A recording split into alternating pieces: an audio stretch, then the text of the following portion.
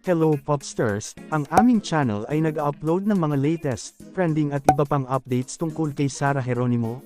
Kung gusto mong nakakapanood nito, please consider to subscribe upang mas updated ka sa mga bago naming videos.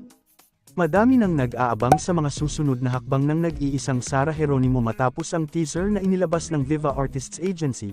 Pinaghahandaan ni Sarah ang new single nito with studio album, movie at concert na posibleng lahat mangyari bago matapos ang taong 2022.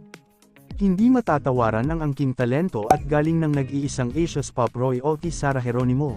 Mapa-dancing, singing at acting man ay laging nare-recognize si Sarah mapa local and international awards and recognition with nomination in different award-giving bodies. Samantala, kagabi lamang ay nabanggit ni Mr. Robby Domingo si Miss Sarah Geronimo matapos kantahin ng isang idol hopeful sa Idol Philippines ang kanta ni Sarah G na Kilometro. Samantala, balik naman tayo sa bulong-bulungan at bali-balita na paglipat at pagpirma ni Sarah Geronimo ng kontrata sa AMBS2, since hindi pa ito napirma ng kontrata sa ABS-CBN.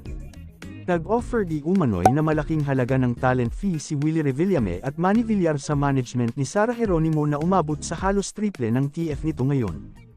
Ayon naman sa legit at trusted source ng Popstars Philippines, hindi daw tinanggap o dinecline daw ni Idol Sarah Geronimo ang offer ng bagong network dahil naniniwala pa din daw ito sa management ng ABS-CBN kahit wala pa din itong exclusive contract na pinipirmahan sa Kapamilya Network.